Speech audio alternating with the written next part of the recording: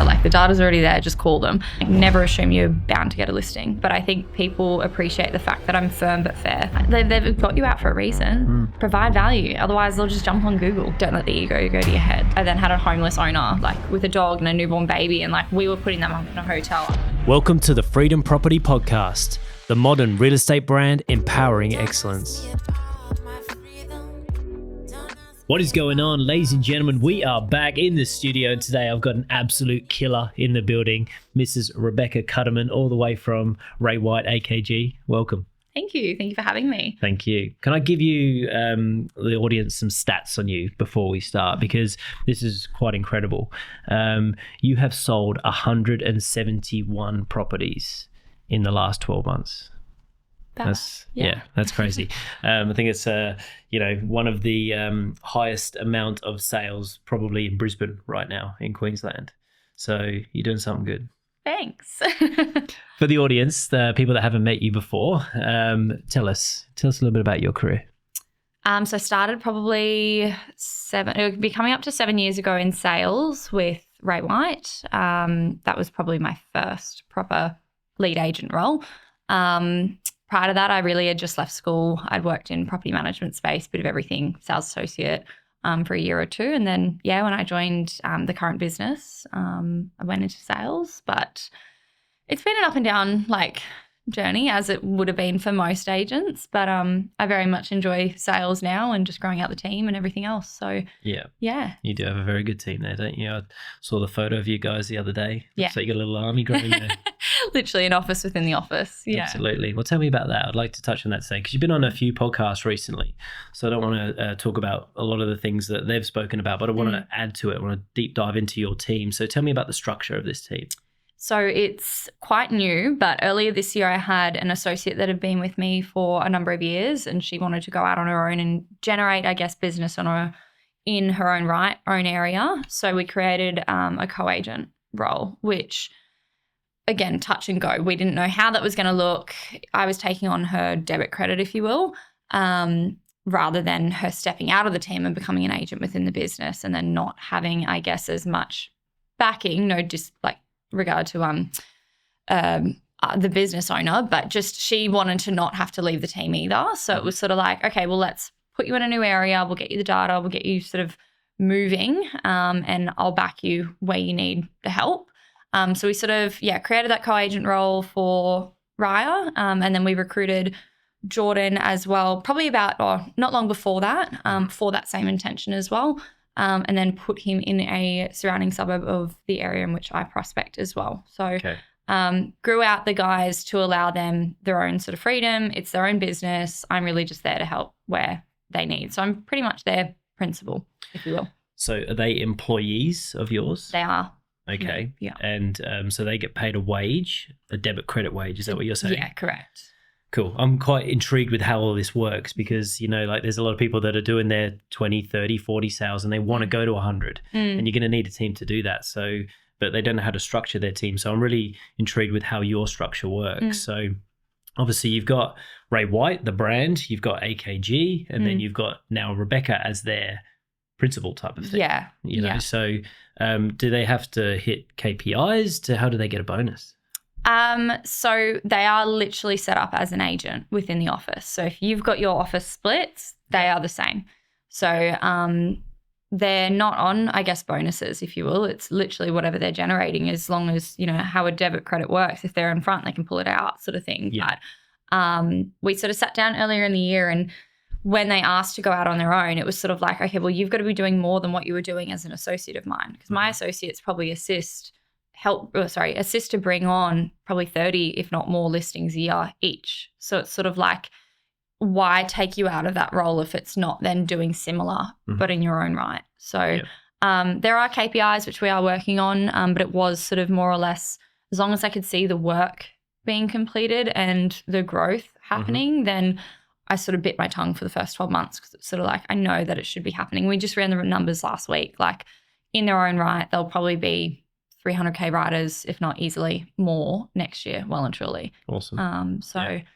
Not too bad for, first 12 months straight out of the rank. Seriously, so good.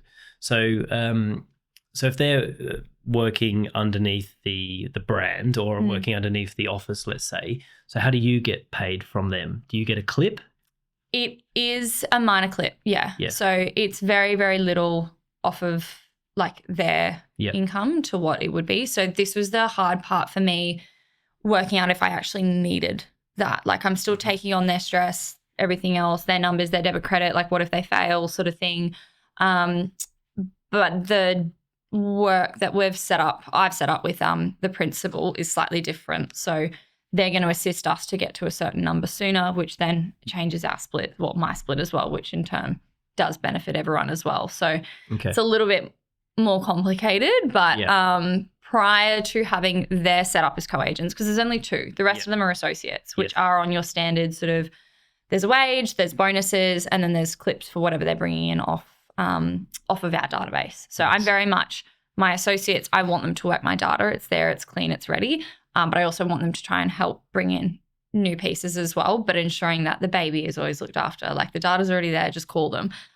So they are set up slightly different, and they definitely are sort of KPI based. Cool.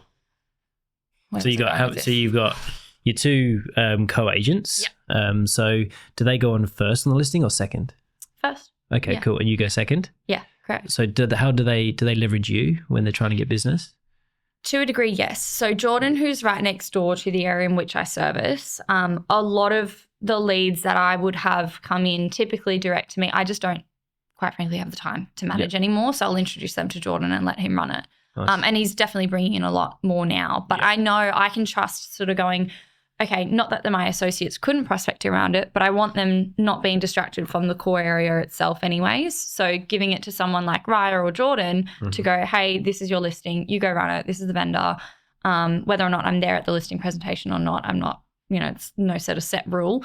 But then I know, okay, they're going to leverage it as hard as they can to then ensure that there's future business coming through as well. So I sort of had to take a step back in that regard, which was annoying at the beginning. I'm like, oh, I could have just run that myself. But it was beneficial in the long run because I wouldn't have been able to run it as smoothly and ensure that we were leveraging every single listing. Absolutely. From there. And you do get you get spread, don't you? Yeah. And so your core area, are their core areas next to yours? Jordan, yes. He's in Logan Lee, right next door to Marsden, whilst Raya is in a totally different, like she's not even Logan City Council based. Yeah, okay. So she's 25 minutes north. She's technically the first suburb of Brisbane, Rochdale and Rochdale South. So Rochdale South, Logan, Rochdale, Brisbane. So she sort of services what we call our snobby section of the market, that north of the highway, higher end market sort of value. So anytime I have anything north of that highway, whether it's all the way down to Shayla Park sort of thing, I'll just usually hand over to her. Nice. Cool. All right. Well, that makes sense. So, you're basically just guiding them and supporting them and helping them become successful and, 100%, creating that loyalty with them, which is awesome. Getting a little clip when they're successful, helping with the listing presentations. So your associates, how many associates do you have? 3. Sorry. Okay. What do they do every day? So they are responsible for the buyer management, the prospecting around each of the listings that they're on. I allocate every listing to an associate that are, of course, my listings. And then, pretty much from I'll go in, I'll list it, I'll handle the final negotiations and that sort of piece, but they are handling all inquiries coming in, helping drive traffic through opens, buyer offers coming in. They'll do that first initial negotiation if I've not already been in touch with them. They will sometimes communicate with the sellers, but overall I pretty much will handle that piece. But the prospecting around it is their main priority. They also then they've chosen to split it up slightly different. One is primarily in my pipeline. So she handles all of my hot stock, touching base with anyone that maybe I have not been in touch with, but that's her role. The other associates then are more actively your cold database work and prospecting around like ID for me, door knocks, all that sort of stuff. So nice. They all have exactly the same duties. It's just spread differently. How do you pick which agents to take to which property? It's because we're active in that same sort of market. We'll just try and keep it to, if one's on actively 4-bed, 2 baths, which is going to be similar to another, I'll just sort of share it around. But Yep. we are mindful of the volume as well. We want to try and keep it even. So they're not then one's not carrying 10 campaigns and the other's got 5. Yep. And then that person that's got way too many campaigns isn't having enough time to prospect themselves, because that's ultimately where they're getting their bonuses from as well. So I do try to keep it even. Yep. The third associate's only quite new. He's literally brand new to real estate. So we've kept him on just our townhouse stock, something that's a little bit, more fluent, like it transacts a little bit more. Yeah, you can make a few mistakes there. So we've had him come in and he's growing up through the ranks as well. Yeah, so that's awesome. Yeah, that's great. So do you take them to the listing presentations? I will if they've booked it, and I will if we've got slower months, which lately we haven't. But I do, definitely. If they've booked anything, even if it's just, hey, we've Beck, you've already been in touch, I'll just take them out, because at the end of the day, if I know that they're selling, it's easier if I can have them introduced at the beginning, because they might be the one following them up anyhow if they're not ready immediately. Nice. So, yeah, I'm really intrigued with all this stuff, because I really want to dive down into that, because, I set my team up quite similar. So I'm just trying to find the comparisons there and see where I can improve with my personal sales team as well. But do these associates in your team, do they run off a calendar? Or do you have an ideal week? How do you run them? Everyone runs off of my calendar. So they all have, I don't know if you have monday.com. It's pretty much like a checklist. They don't really necessarily need to check it, but if they're on a listing and they know exactly what has to be done around each and every one of that. And then once they've actioned those tasks, they've got their, I guess, weekly activities anyhow, which Caitlin, as I said, she's primarily my pipeline. So she'll know to actively be checking in with who's been contacted and who's not. Taha is more frequently around wanting to bring in more business. So he'll actively be hitting the withdrawals and on the markets and stuff like that. Whilst Fabio, who's quite new, he's just actively in my database that's not the hot stock. So your colder sort of calls or warmer sort of calls, stuff like that. Do they do any admin or contracts, or are they just literally calling, prospecting, hunting? We try to take a lot of that away. They will handle the vendor reports on the properties that they're on. So there's that admin piece. But as for an offer coming in and having to do up a contract, unless it's of when the admins can't action it, then no.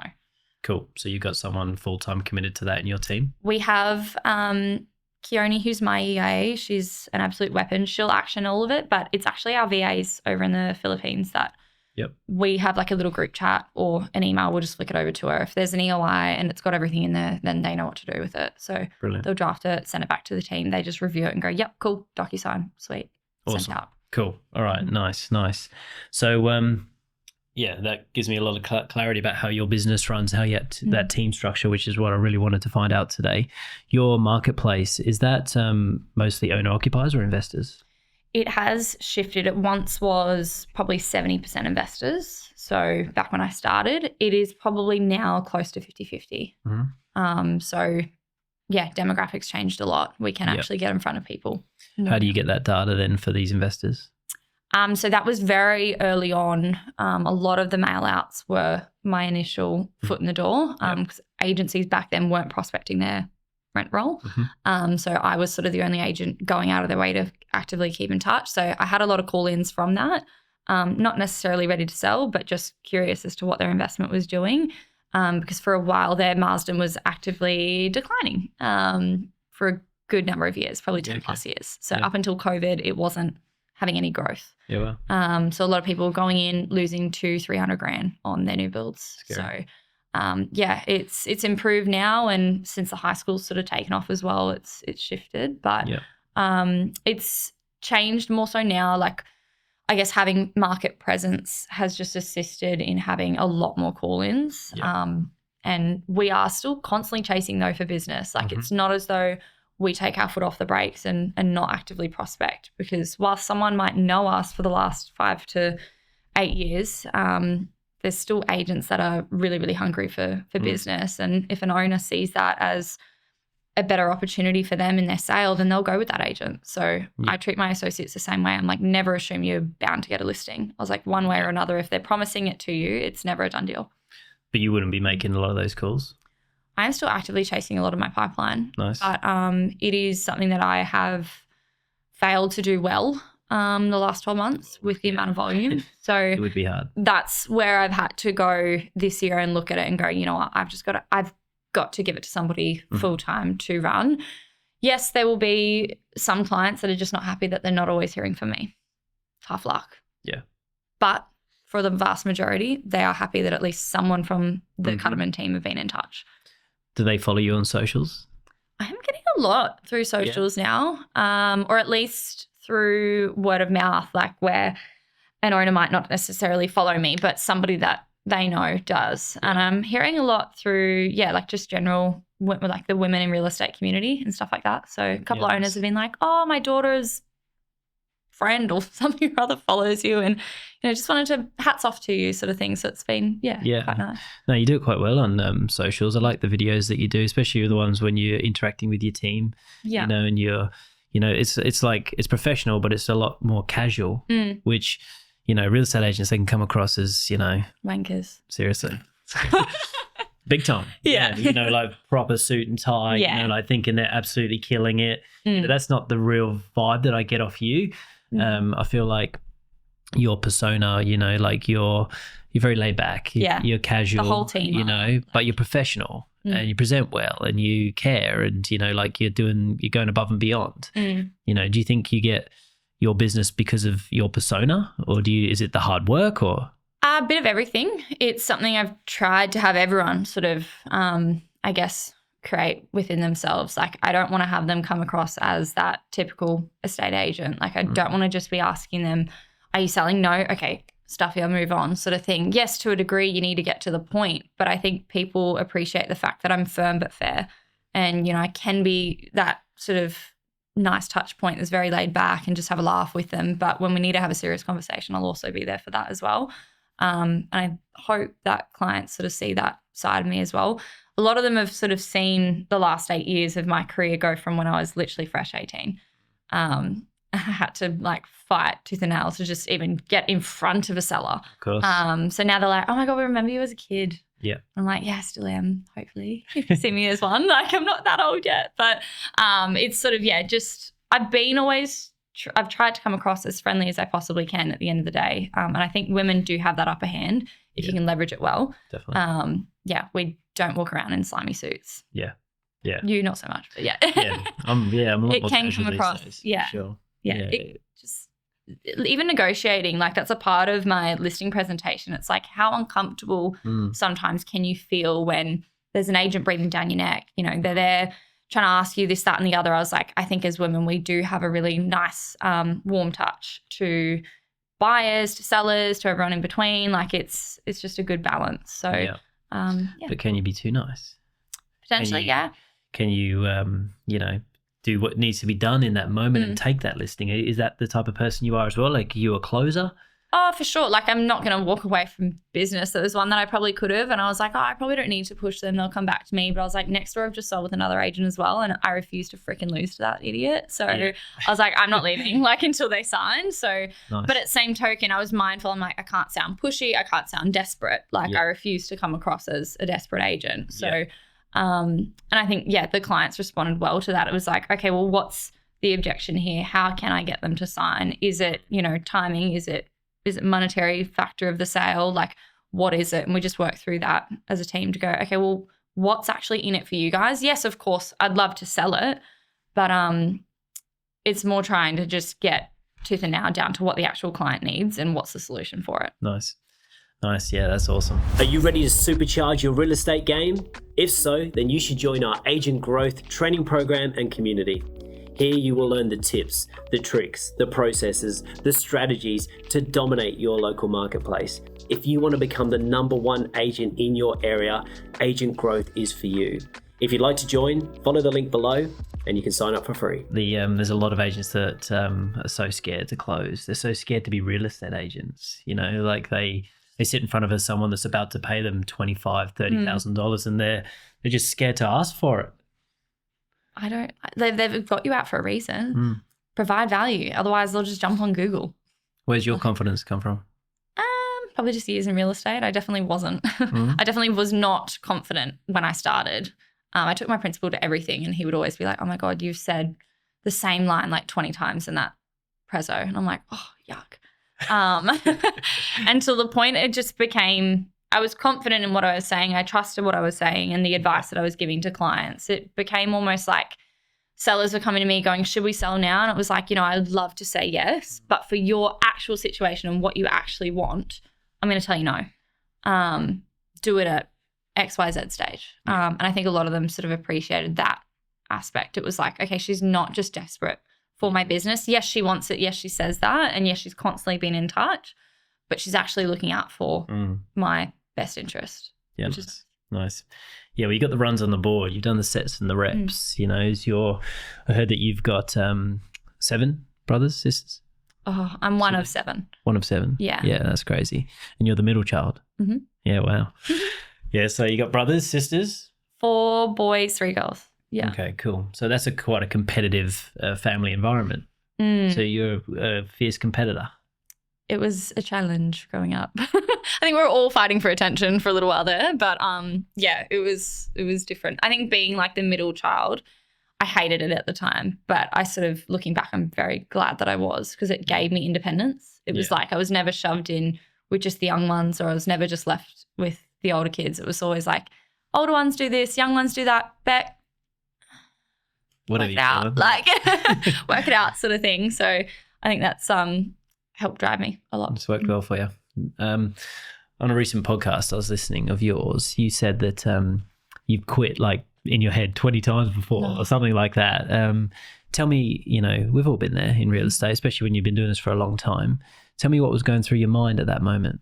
I remember a lot earlier. It was earlier on in my career. It's definitely not so much now, but it was probably in that 10, like when it was my first proper full year in sales. I think I had been on or had assisted with maybe 15 deals so far, but like a lot of it was my principal's leads or, because he was transitioning out of being a selling principal to just actively being on top of the business. So for me, it was like so disheartening to be like, man, none of this is even mine. Like, agents run around and it's all this and theirs and whatever. But like, I knew deep down none of it was actually really from my work or from my everything else. So I just was very harsh on myself, and I still am now. Like, we'll have a record month and I'm like, could have done better.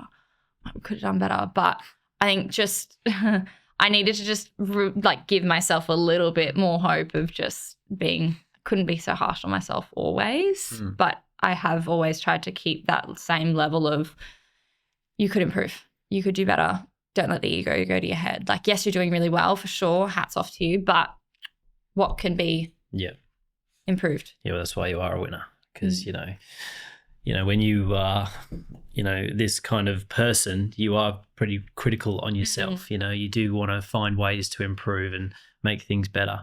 But like what does get to you in this business? Is it, because some of these sellers and buyers, they're rude, and I imagine they're quite rude to you sometimes. Yeah, copying it a lot. Yeah, how does that feel? Look, you get through that. To a degree, I can handle the rudeness. I mean, probably give it back to a degree as well now. Like, it's definitely, I won't cop it. But I take on a lot of their stress. Like, I've got, I had 5 in the last 4 days call going, we absolutely have to have this done by this date. And, I'm calling you now to get it listed and you better pull it out of your ass, sort of thing. And I'm like, rightio. Like, but then I will, it's like, of course, no worries. Like, I'll do that. But I'm like, deep down, I'm like, I'm going to pull this together. Like, at least you got motivated sellers.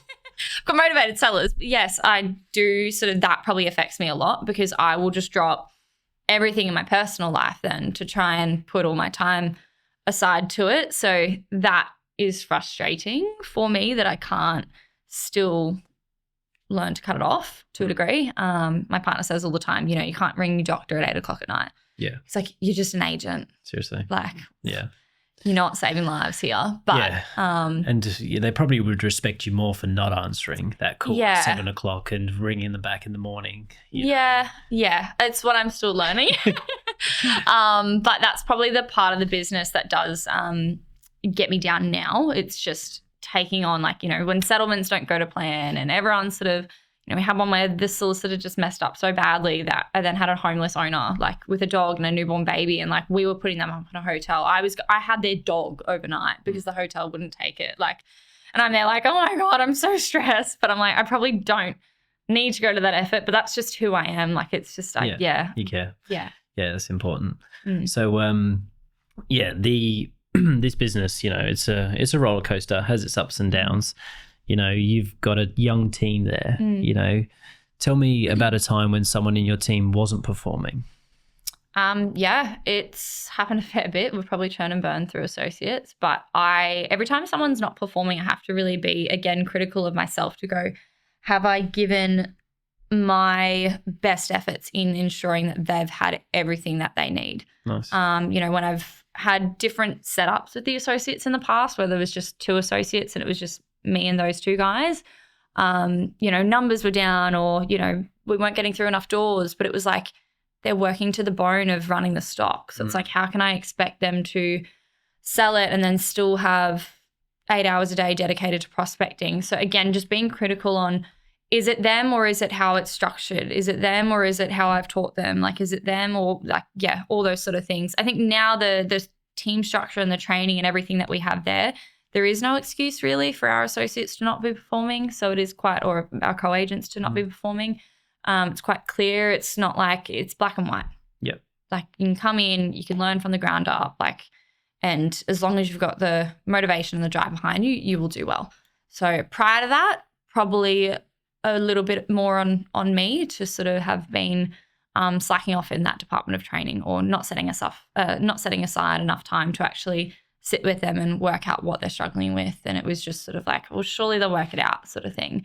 It's probably more my lack of leadership. Yeah. And, which is a great answer, but sometimes some people aren't suited to this job as well, 100%. are they? Yeah. Yeah, I've found that over the years. There's when you meet them, because they're just asking you questions all the time, and they're just so engaged immersed in the business. Like they're just addicted to it. And you love that when you find those people. But some people just think real estate is just this job that they have to turn up to in the morning and just get by. And you're like, what are you doing? Like, you're going to get swallowed up in this. It's been probably the associates that I have had leave have just been that. They're younger people, and I mean, I'm a young person, I can't discredit it, but they just sort of see the shiny part of the business. And once they're sort of in my business going, shit, it's actually a lot of work. Like, it's not, especially for our volume business. It's not like I have one sale that's, the equivalent of 10. So it's 10 to the equivalent of 1 almost now. So it's like, not quite, but it's a lot more background. No, it is. It's there's a lot of work in real estate. It doesn't stop, especially when you're doing 170 plus sales in 12 months. Like, there's a lot to do there. So you're absolutely killing it. You're 27? 26. 26 years old. It's crazy, the numbers you're doing. So number 2 in Ray White. Fortunately, I'll get you, Ryan. Like crazy. Like what are your goals? Obviously, to become number 1 at Ray White. Well, like, what else are you trying to, like, what's next? I've never really sat down and gone, that's what I want. Like, I never even thought 600 grand was achievable as a GCI. It was like, oh wow, okay, cool, we've done it. Sweet. Like, I've always just said, do better than last year. And we have. We've always improved. We've always had better numbers, whether it's increase of sales or increase of GCI. So this year we'll double pretty much what we did last year, which is insane. So we'll come close to it. So and we've had very little tweaks in the business. So it's just always audit the team, always audit how I'm seeing things and delegating, and just try and improve. So I think the last 2-3 years has been trying to work towards more so a balance, because I was hitting burnout pretty badly. I was working 12-hour days every day for 6 days. It was just, I was sick all the time, and I still am, but it's just trying to create a little bit better of a balance, but also a growth plan for the team to keep them sort of engaged, so they're not realizing, or they're not wanting to leave. Like, I think it's really nice now seeing them come through and go, oh, awesome. They know that there's a footpath or a pathway for them for future, because they can see how we've set it up with the other 2 now. So, nice. Do you want to be a principal yourself? Do you want to open up an office? I think it's definitely on the cards. I toy with the idea all the time, and I think it's probably similar to what I'm doing now, but I'm also mindful I am not quite wanting to step away from the actual running the business day to day. Like I still have to be very heavily involved. And for me, the rest of the administration piece of being a principal is just annoying. So we've sort of set it up this way to ensure that we don't really have to leave just as of yet. But I think the next 5 years will be something there. Yeah, well, it's going to be crazy business to watch. You're already killing it at such a young age, and a lot of people around there, around you, supporting you at the moment. So, yeah, excited to see where you can take this thing. Rebecca, thank you so much for coming in today. You're an absolute star. Thank you. Wishing you all the best. Thank you. Thanks.